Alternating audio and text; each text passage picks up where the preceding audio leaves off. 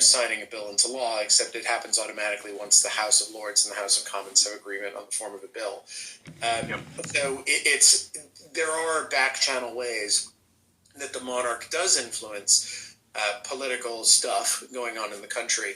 But a confrontation that direct, where they said, listen, I think that there's this one issue, and it's been so, it's so important to me that I'm going to dissolve Parliament and force you to call a new election.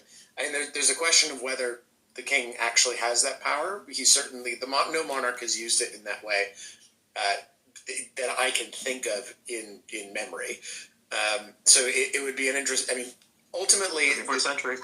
The decision, if there were going to be an election before 2029, it would have to be because Labour was such a shambles that it resulting in internal divisions. Please, Trump, force your hand.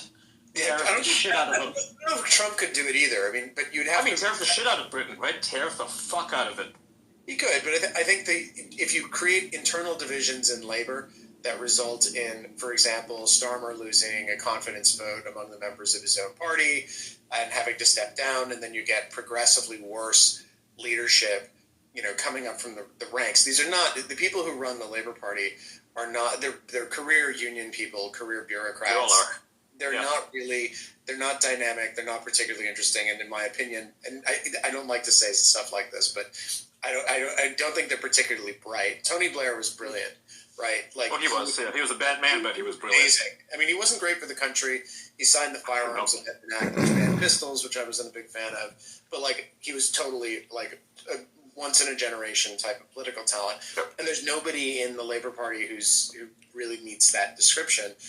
And there's frankly only, I think, one person in the entire country who meets that description at the moment. The Tories have a pretty thin bench as well. So it'll have to be Labour splitting up or something happening internally that results in the party polling just so low that they decide, I don't know why they would, but it's something, calling an election to destabilize, some elements in their own party or something. But as far as I can tell, barring something like that, which I can't imagine they would do. External pressure, Elon Musk and all. Weird external circumstances that causes them to... It could happen. It could happen. And by the way, just briefly, right? I just want to briefly say, guys, Americans, you're listening to all of this, do not give up your guns.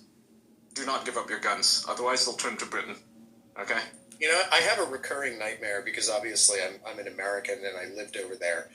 And I had one recurring nightmare when I was living there, and I have one recurring nightmare now that I've moved back.